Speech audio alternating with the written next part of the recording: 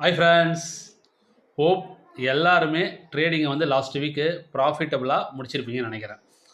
கடந்த 1 வீக்காக வந்து பார்த்தீங்கன்னா, வீடியோ, மெசேஜு, டெலகிராமில் எதுவும் அந்தளவுக்கு ஆக்டிவாக வரல.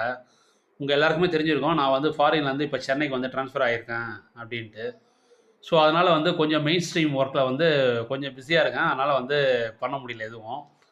பட் இப்போ என்ன ஸ்பெஷல்னு பார்த்தீங்கன்னா, கடந்த 6ஆம் தேதி நான் வந்து டெலகிராமில் ஒரு மெசேஜ் போட்டிருப்பேன். Bank nifty expecting from this rejection zone அப்படின்னு போட்டு ஒரு 52,750லேருந்து 53,000 அந்த லெவல்லேருந்து ரிஜெக்ஷன் ஆகிருக்கும். அங்கேருந்து பார்த்தீங்கன்னா பேங்க் நிஃப்டி வந்து ஒரு 2,800 பாயிண்ட் வந்து கீழே வந்திருக்கும். இப்போ திரும்பவும் மார்க்கெட் அதே இடத்துக்கு தான் போயிருக்கு. அங்கேருந்து தான் லைட்டாக வந்து ஒரு 1000 பாயிண்ட் வந்து இப்போ இறங்கியிருக்கு. ஸோ இது பாஸ்ட்டில் நம்ம வீடியோ கவனிச்சிங்க எல்லாருக்குமே தெரியும். இப்போ வரப்போகிற டைமில் வந்து இந்த ப்ரைஸ் ஆக்ஷனை எப்படி வந்து எதிர்கொள்ளணுன்ட்டு. So be safe and trade well. Good luck.